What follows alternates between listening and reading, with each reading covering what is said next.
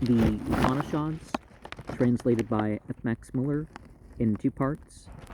Part 2. We, of course, have a language chart with some comparison with other languages, which of course aids in the pronunciation. If I was to do a book like this, I would have transliterated the whole thing. I like the International Society of Krishna Consciousness method of they have the text, they have the transliteration, they have the breaking down of the translation and the purport. It's really sort of the best format for the scholar going over these sorts of things. The second volume completes the translation of the principal Upanishads, to which Sankara appeals in his great commentary on the Vedanta Sutras. These Khandogya Upanishad, Talavakara or Kena Upanishad, Aitareya Upanishad, Ushitaka Upanishad, Vagasaneya or Isa Upanishad, Tata Upanishad, Mundaka Upanishad, Teriyaka Upanishad, Brihada Ranyaka Upanishad, Svatara Upanishad, Prasna Upanishad, and a list of which ones are preferred, or which ones would be included in the canon of 108, would of course vary per group, or even individual, I guess. These 11 have sometimes been called the Old and Genuine Upanishads, though I should be satisfied to call them the 11 Classical Upanishads, or the fundamental Upanishads of the Vedanta philosophy. Vidyaranya, in his elucidation of the meaning of all the Upanishads, Sarvo Upanishadar Vanvute Prakasa, confines himself likewise to those treatises, dropping, however, the Isa, and adding the Maitrayana Upanishad, of which I have gotten and given a translation in this volume, and the Nre Simhutara Tapaniya Upanishad, the translation of which had to be reserved for the next volume.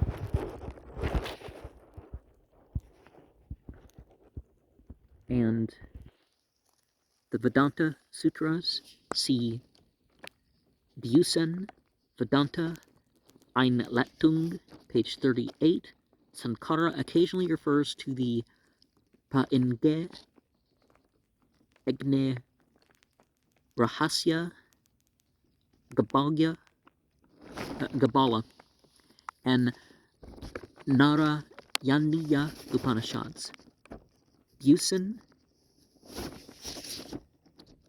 same source, page 82, talks about the 11.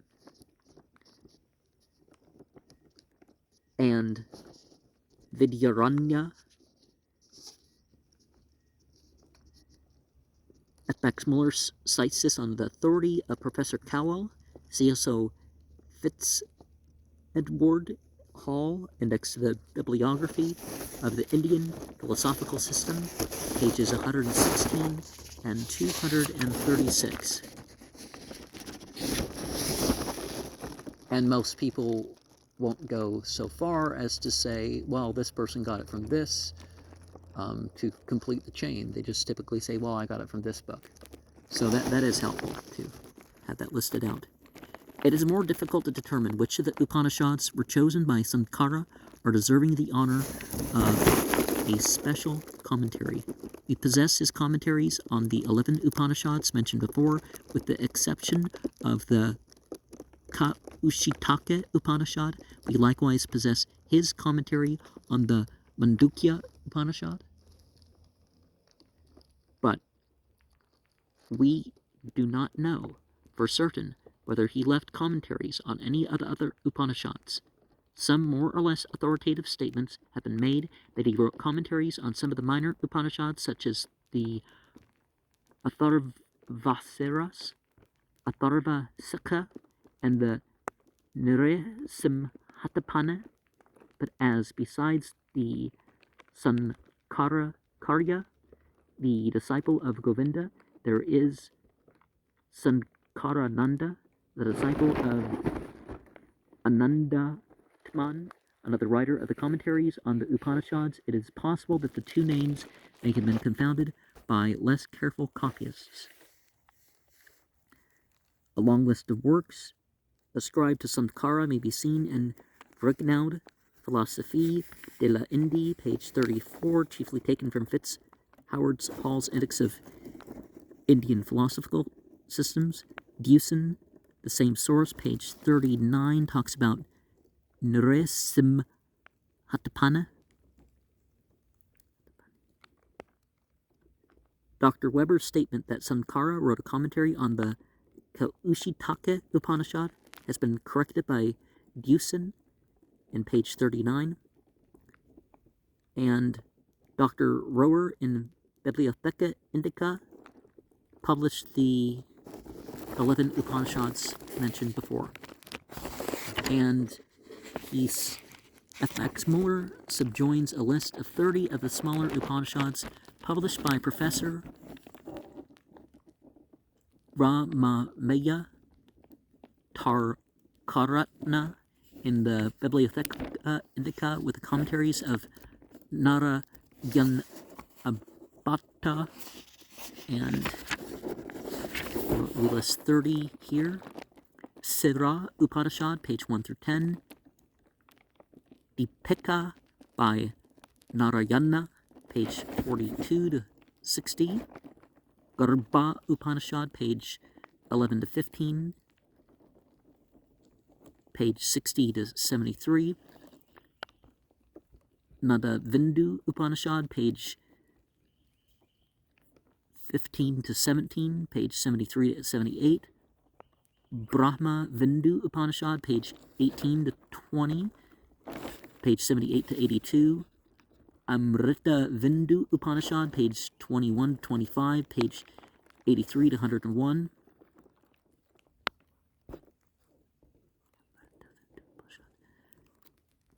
Vyana Vindu Upanishad, page 26 to 28, page 102 to 114. Tegovindu Upanishad, page 29 to 30, 114 to 118.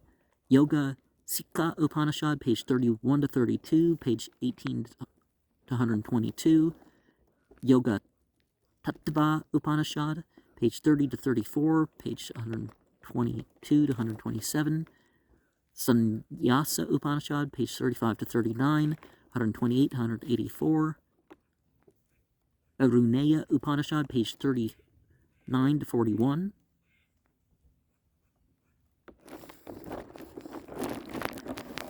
Brahma Vidya Upanishad, page 197 to 203.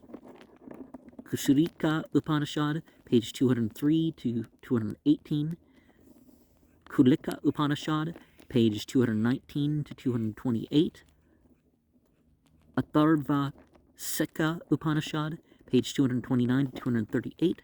Brahma Upanishad, page 239 to 259. Prajnahotra Upanishad, page 260 to 270. Nila Rudra Upanishad, page 272 to 280.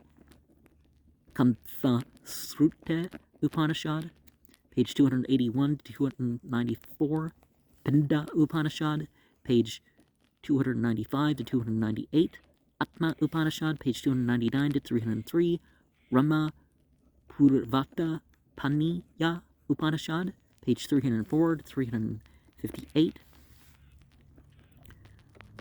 Brahmuttarata Paniya Upanishad, page 359 to 384, Hanuma Dukta Rama Upanishad, page 385 to 393, Sarvo Panishad Sarah, page 394 to 404, Hamsa Upanishad, page 404 to 416, Paramahamsa Upanishad, page 417 to 436, Bala Upanishad, page 437 to 455, Kaivalya Upanishad, page 456 to 464, Kaivalya Upanishad, page 465 to 479, Ipika by Sankarananda, and then Garuda Upanishad, page 480, Pitka by Narayana. We owe to the same editor in the earlier notes of the Pitka in the following editions: Nresim Hapuvatapani Upanishad with commentary, Nresim Hotaratapani Upanishad with commentary, Shatakra Upanishad with commentary by Narayana. Lastly, Harakandra, Vidya Bhushana, and Visvanatha Sastri have published in the Bibliotheca Indica an edition of the Gopalata Pani Upanishad with commentary by Visvara. These editions of the texts and commentaries of the Upanishad are no doubt very useful, yet there are many passages where the text is doubtful, still more where the commentaries leave us without any help. Whatever other scholars may think of the difficulty of translating the Upanishads, I can only repeat what I have said before, that I know of a few Sanskrit texts presenting more formidable problems to the translator than these philosophical treatises.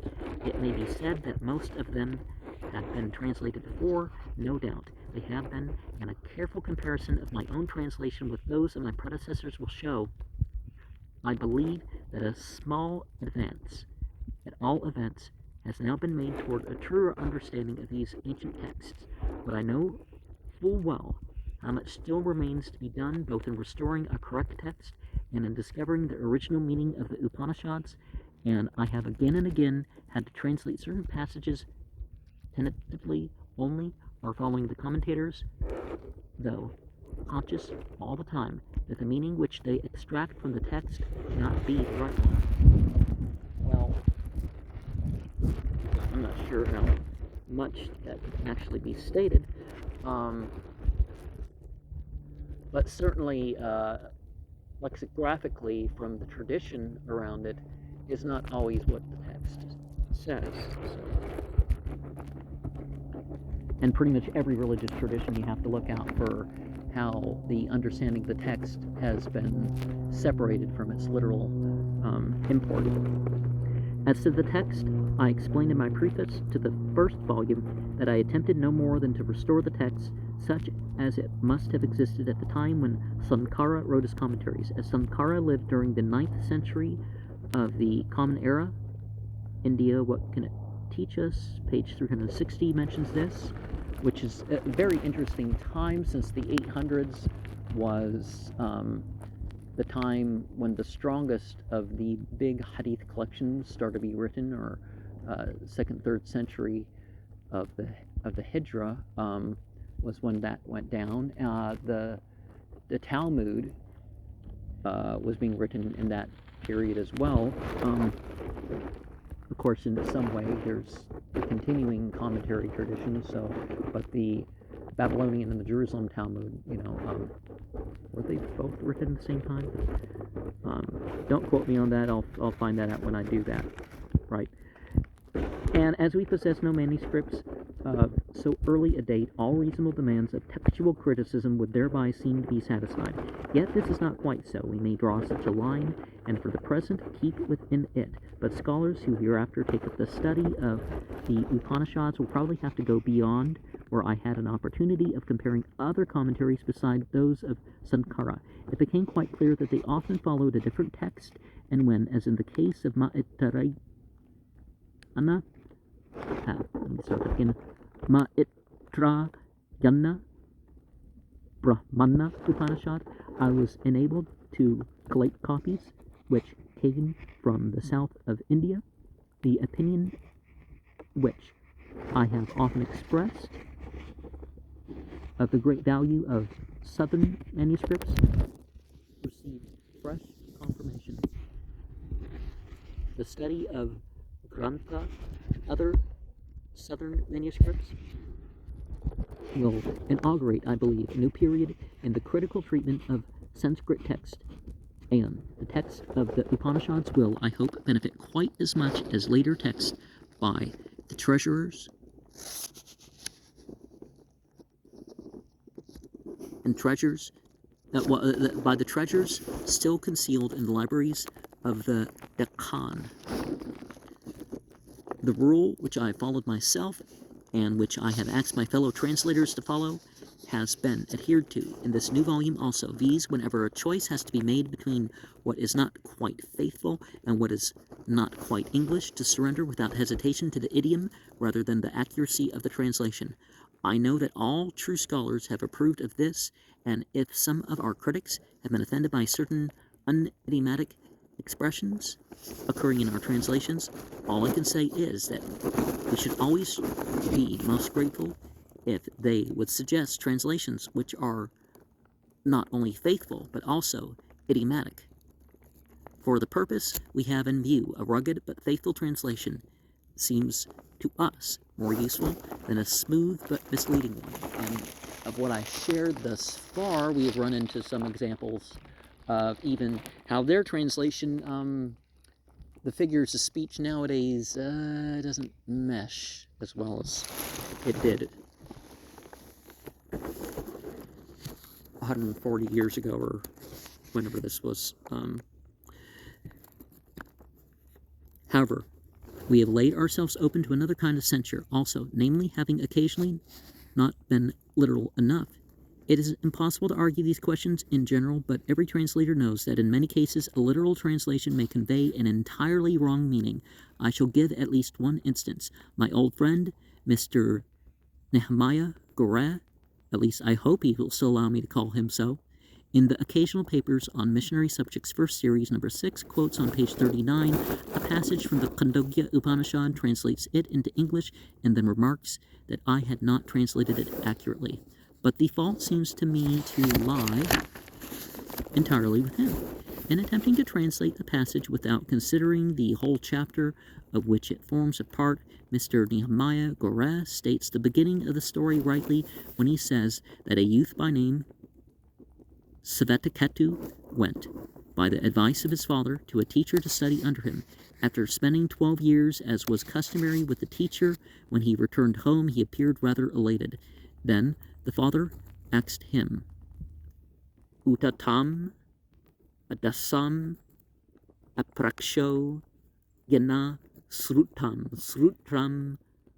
Bhavate, Amatam, Matam, Vignatam, ete. See, it flows easier when you have a full text here. I translated this. Have you ever asked for that instruction by which we hear what cannot be heard, by which we perceive what cannot be perceived, by which we know what cannot be known? Mr. Nehemiah Goreh translates, hast thou asked of thy teacher for that instruction by which it is not heard becomes heard, what is not comprehended becomes comprehended, what is not known becomes known. I shall not quarrel with my friend for translating man by to comprehend rather than by to perceive. I prefer my own translation because manas is one side of the common sensory antah karana Buddha. The other, the original difference between the two being, so far as I can see, that the manas originally dealt with precepts, the Buddha with concepts. But the chief difference on which my critic lays stress is that I translated asrutam, amatam, and avignatam, not by heard, not comprehended, not known, but by what cannot be heard, what cannot be perceived, what cannot be known. And Apraksho, Mr. Nehemiah Gora writes Apraksho, and this is no doubt the reading adopted by Rower in his edition of the Khandogya Upanishad in the Bibliotheca Indica, page 384. In Sankar's commentary, also the same form is given. Still, grammar requires apraksho. And Buddhi concepts, remember Buddha yoga predates Buddhism, so the Pangadasi 120 distinguishes between manas and Buddha by saying Mano vimar sarupam syan Buddha syan niskayatmika, which places the difference between the two rather in the degree of certainty ascribing deliberation to manas, decision to Buddha. Now, before finding fault, why did he not ask himself what possible reason I could have had for deviating from the original and for translating avignata by unknowable or what cannot be known rather than by unknown, as everyone would be inclined to translate these words at first sight? If he had done so, he would have seen in a moment that without the change which I introduced in the idiom, the translation would not have conveyed the sense of the original, nay, would have conveyed no sense of all. Well, sometimes the use of the language has actually changed, and sometimes, if these are human texts that weren't inspired but compiled with, what would be a good idea for religious teaching, you're going to run into some errors like that. But also in the passing it on, regardless of its source, certain things can creep in too. So, what could Savatakatu have answered if his father had asked him whether he had not asked for that instruction by which what is not heard becomes heard, what is not comprehended becomes comprehended, what is not known becomes known? He would have answered, yes, I've asked for it. And from the first day on which I learnt the Siksha, the ABC, I have every day heard something which I had not heard before. I have comprehended something which I had not comprehended before. I have known something that which I had not known before. Then why does he say in reply, what is that instruction? Surely Mr. Nehemiah Gora knew that the instruction which the father refers to is the instruction regarding Brahman, and that in all which follows the father tries to lead his son by slow degrees to a knowledge of Brahman. And in the Vedanta Sutra, Sadananda lays great stress on the fact that in this very chapter of the Khandogya Upanishad, the principal subject of the whole chapter is mentioned both in the beginning and in the end. Tatra prakarana pratapadyas yarthasya tada dhyantayor upadanam upakramasam haram yatha khandogya yasha Chata Prapathaka Prakarana Pratapadyasya Vitti Yavastuna Ekam Evad Vittigam 621 Ityadava Itadam. Let me try that again. et yadava et sorry.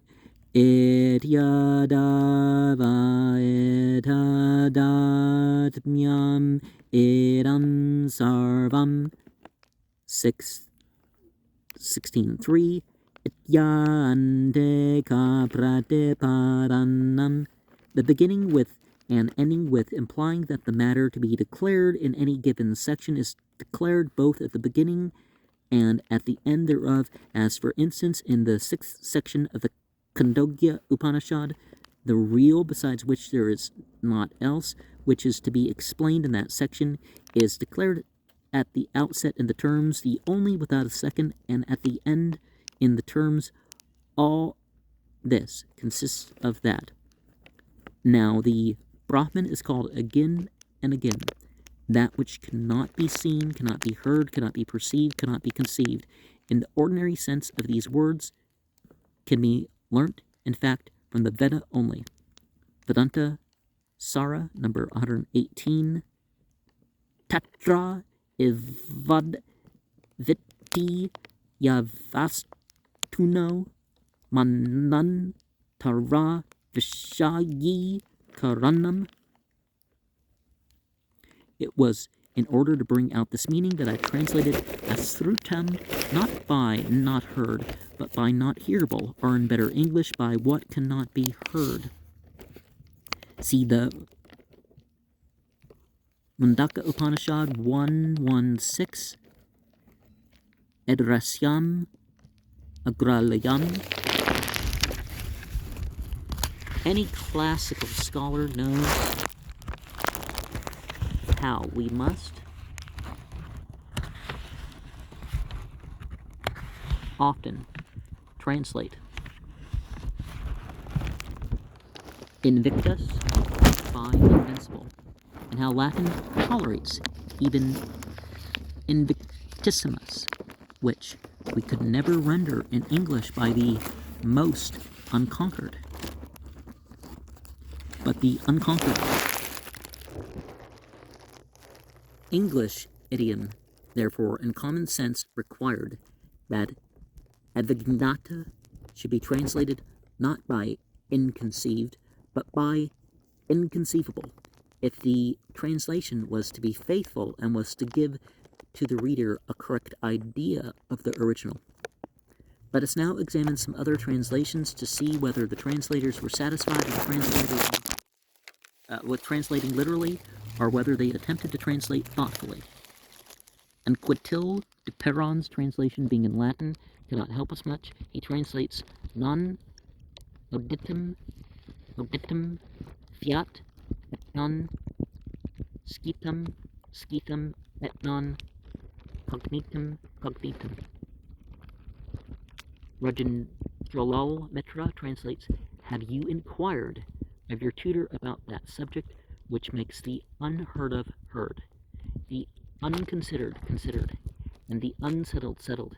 He evidently knew that Brahman was intended, but his rendering of the three verbs is not exact. Mr. Go, page 43, translates, hast thou asked for that instruction by which the unheard becomes heard, the unthought becomes the unthought thought, the unknown known. But now let us consult a scholar who, in a very marked degree, was a thoughtful translator, who felt a real interest in the subject and therefore was never satisfied with mere words, however plausible. The late Dr. Valentine, in his translation of the Vedanta Sutra, lecture on the Vedanta, embracing the text of the Vedanta Sara, Allahabad, 1851, page 69,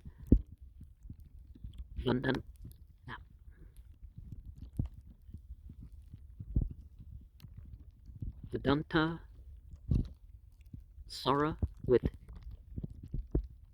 Nrsimha Sarasvati's Subhavini and Ramatirtha's Vinvan Man Orangini, Calcutta, 1860, page 69, not 69, 89. Here we find the right reading, Raksha.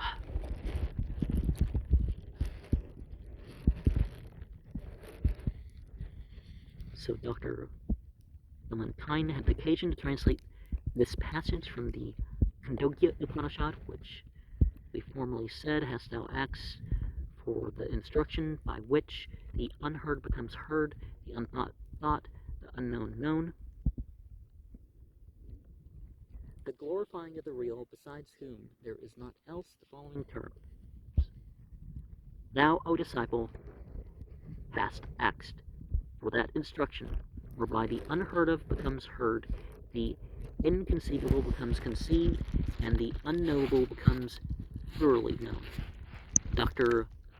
Valentine therefore felt exactly what I felt, that in our passage a strictly literal translation would be wrong, will convey no meaning or a wrong meaning, and Mr. Nehemiah Gora will see that he ought not to express blame without trying to find out whether those whom he blames for want of exactness were not in reality more scrupulously exact in their translation than he has proved himself to be. Mr. Nehemiah Gora has no doubt great advantages in trouble speaking today, in interpreting the Upanishads, and when he writes without any theological bias, his remarks are often very useful. Thus he objects rightly, I think, to my translation of a sentence in the same chapter of the Khandogya Upanishad, where the father, in answer to his son's question, replies, Sareva somya edam angra siratam nevanvityam. I had tried several translations of these words, and yet I see now that the one I proposed in the end is liable to be misunderstood. I had translated, in the beginning, my dear, there was that only which is one only without a second. Well, particularly to the Christian here, right? The more faithful translation would have been, the being alone was this in the beginning. But the being does not mean in English that which is, on, Greek words here. And therefore, to avoid any misunderstanding, I translated that which is. I might have said, however, the existent, the real, the true, Satyam, was this in the beginning, just as in the Taittiriya Upanishad we read, the self was all this, one alone, in the beginning. Atma vaidam mekka edagra asit.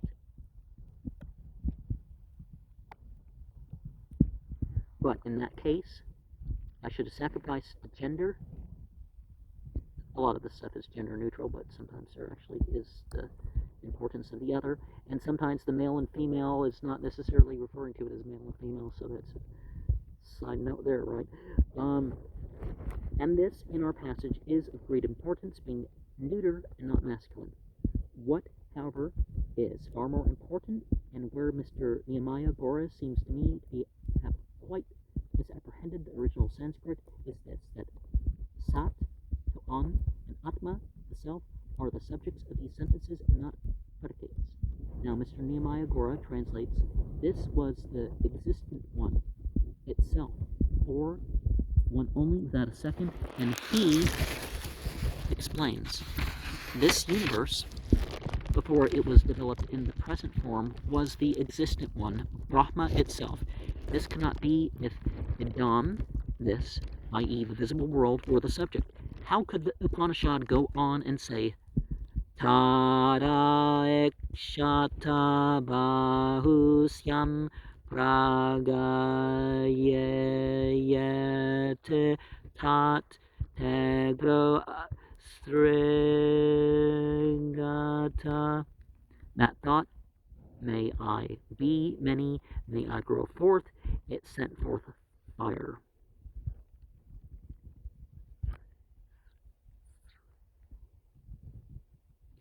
This can be said of the Sat only, that is the Brahman. Sat, therefore, is the subject, not Idam for a Vedantist. May well say that Brahman is the world, or sent forth the world, but not that the world, which is a mere illusion, was in the beginning Brahman. This becomes clearer still in another passage, Maitreya Upanishad 6:17, where we read, Brahma Vaidam Agra Asid Eko Nantah.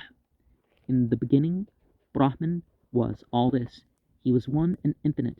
Here the transition from the neuter to the masculine gender shows that Brahman only can be the subject, both in the first and in the second sentence. In English, it may seem to make little difference whether we say Brahman was this or this was Brahman.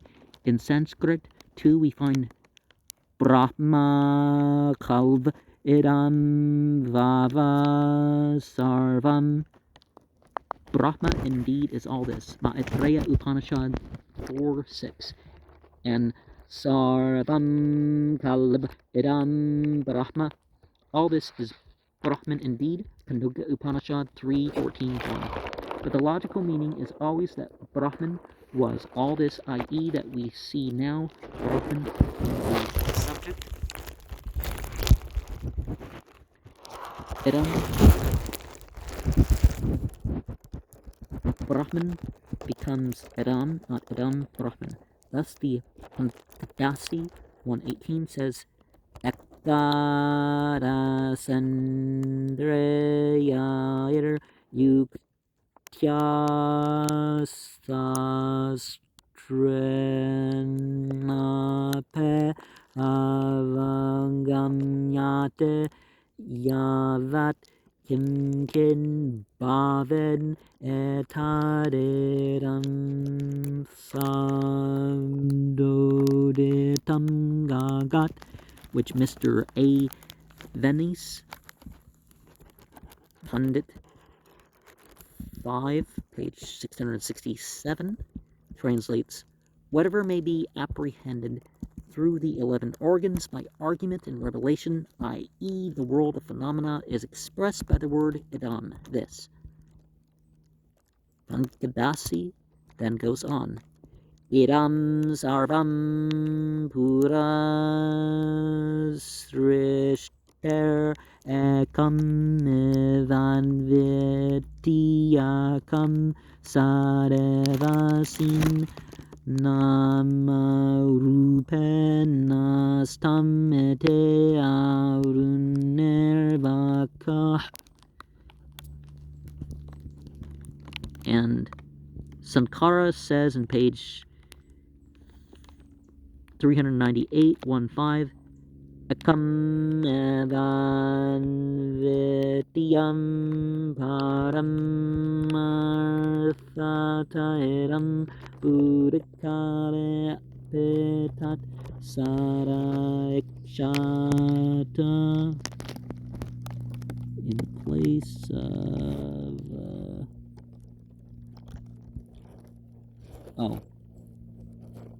sat only, that is the Brahman. Okay.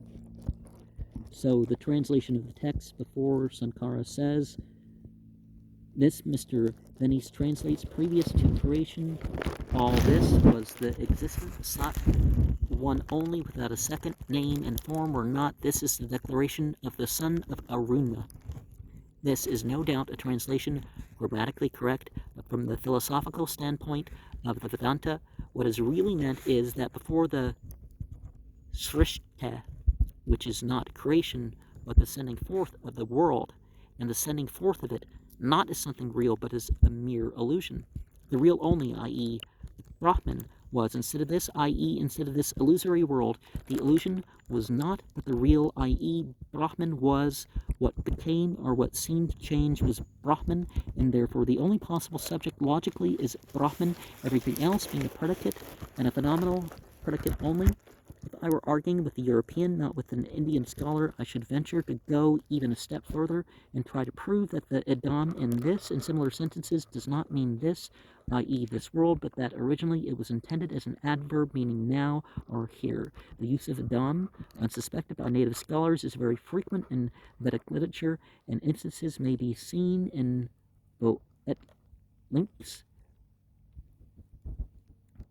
Links Dictionary. You know, 4 consonants in a row isn't easy to say, right? In that case, the translation would be the real, to use the Greek, O friend, was here in the beginning. This meaning of Edom, however, would apply only to the earliest utterances of ancient Brahmavadins, while in the latter times Edom was used and understood in the sense of all that is seen, the visible universe, such as Egam by itself, is used in the sense of the earth. Now, the actual age of these texts certainly comes very much handy sometimes, right?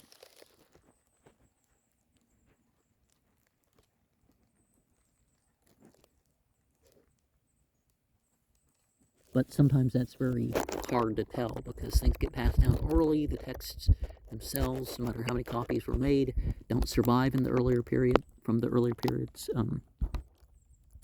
However, difficulties of this kind may be overcome if once we have arrived at a clear conception of the general drift of the Upanishads. The real difficulties are of a very different character.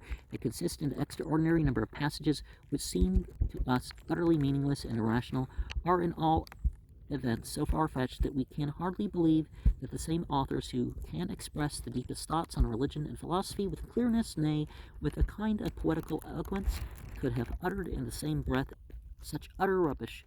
Some of the sacrificial technicalities and their philosophical interpretations with which the Upanishads abound may perhaps in time assume a clearer meaning when we shall have more fully mastered the intricacies of the Vedic ceremonial, but there will always remain in the Upanishads a vast amount of what we can only call meaningless jargon, and for the presence of which in these ancient minds of thought I, for my own part, feel quite unable to account. Yes, a friend of mine wrote to me, after reading some of the sacred books of the East, "You were right, how tremendously ahead of other sacred books is the Bible. The difference strikes one as almost unfairly great. So it does, no doubt, but some of the most honest believers and admirers of the Bible have expressed a similar disappointment because they had formed their ideas of what a sacred book ought to be, theoretically, not historically. Well, sometimes the belief is so strong that you can't see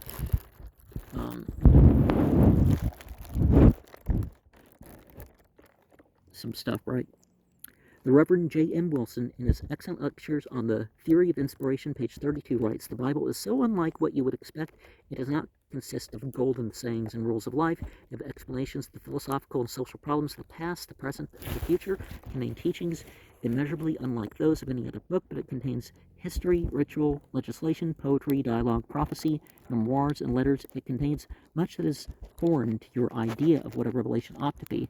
But this is not all. There is not only much that is foreign, but much that is opposed to your preconceptions. The Jews tolerated slavery, polygamy, and other customs and cruelties of imperfect civilization.